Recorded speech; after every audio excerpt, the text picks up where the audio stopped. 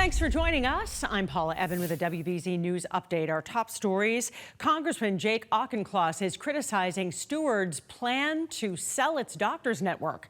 Steward says it has a deal to sell the network to United Health's Optum Care.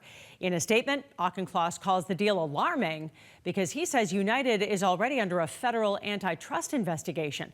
The plan has to be reviewed by the Massachusetts Health Commission. The sale does not include any of Steward's hospitals. The Karen Reed murder case will go to trial. A judge has rejected a request by the defense to drop the charges. Reed's side says prosecutors knowingly presented false evidence, but the judge ruled against them. Reed is charged with hitting her boyfriend, Boston police officer John O'Keefe, and leaving him to die in a snowbank. The defense says she's the victim of a cover-up. The trial is scheduled to start in 2 weeks.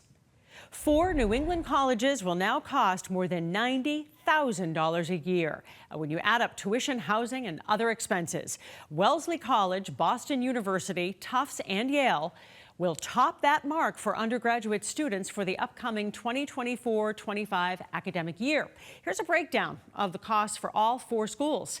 At Wellesley, tuition for the fall and spring will total a little over $92,000. BU's a little less at $90,000. Yale falls into the same bracket, just shy of $91,000, and Tufts will cost nearly $92,000 per undergraduate student. We are in a next weather alert this afternoon for some soaking rain to close out the week. Let's get a check of the forecast with meteorologist Alyssa Andrews.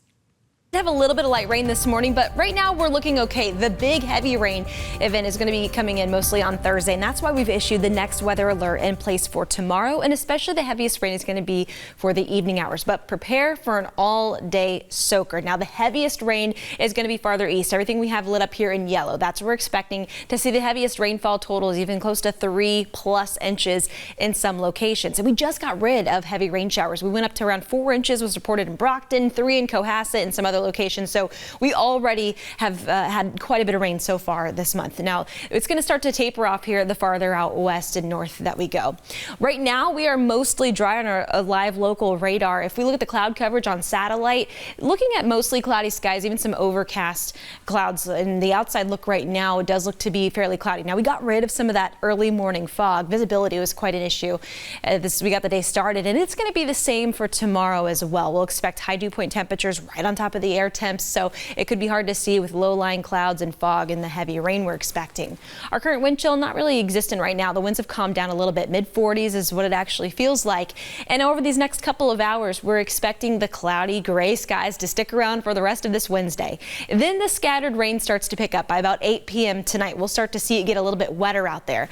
But the heavier downpours, and when it becomes more widespread, that's going to be starting off on Thursday. So take a look here, 9:30 a.m. And most of you will have already passed up the morning commute, but it still continues on throughout the entire day, widespread washouts. So that's why we've got the next weather alert issued. That is for Thursday. And then the heavier pockets of rain continues on into Thursday night when we're expecting our heaviest rain totals to occur.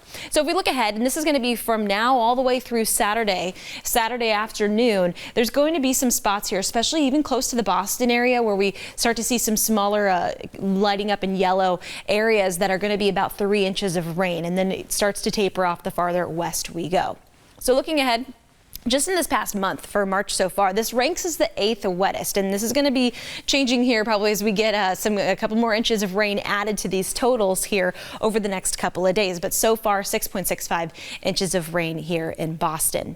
Now things will change up. We're going to have a better forecast as we head to the weekend. We will start to dry out. Friday is still going to be a wet weather day for us. No alert in place for now, though.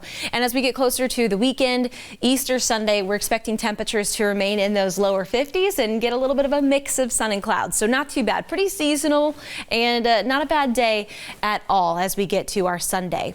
And even these next couple of days, as it is going to be gray and cloudy and rainy, we still have high temperatures in the low 50s. So not a bad forecast, just all things considered. The lows are going to be a bit cooler, though, as we head through the weekend. So that'll be one thing. We do return to more of these below freezing temperatures. Now let's talk about our 7-day forecast. These next couple of days, high temperatures remaining in the low 50s, but you'll notice the lows overnight. It's going going to get a little bit cooler in those early morning hours. So our next weather alert in effect for tomorrow on Thursday. That's when we're expecting the heaviest rain, an all-day washout from sunup to sundown and widespread 1 to 3 inches. And then we get to the weekend, things will be looking much, much drier. Paula?